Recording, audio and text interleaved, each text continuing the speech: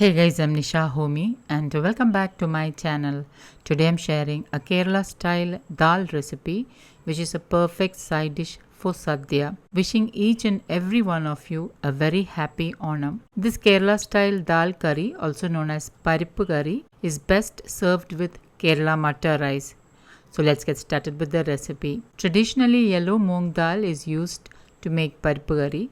So I'm using 1 cup of yellow moong dal.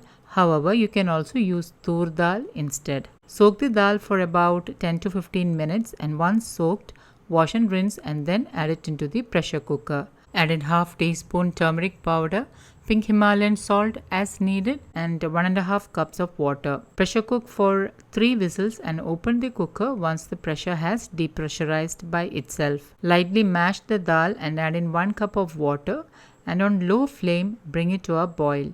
While the dal is getting heated up, let's make the masala mix. Now into my chutney grinder, I'm adding in 2 shallots, 2 garlic cloves, 3 green chilies. Green chilies you can increase or decrease to suit your taste. A sprig of fresh curry leaves for that extra iron and folate. 1 cup of grated coconut, 1/3 teaspoon jeera, half teaspoon turmeric powder and 1/4 cup water just to help the masala to grind well. I forgot to add in black pepper corns, so I'm adding in 4 to 5 whole black pepper corns.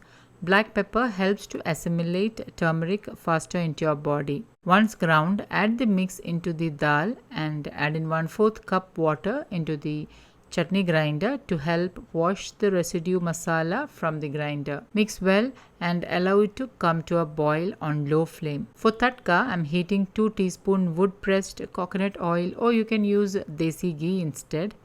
Once the oil is heated, add in 3/4 teaspoon mustard seeds and once it splutters, add in 3 to 4 whole red chilies, 5 to 6 sliced shallots and mix well.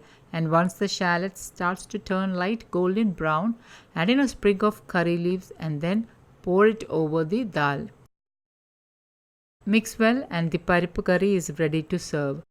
Serve it hot with rice and enjoy it. Once again, wishing you all a happy onam.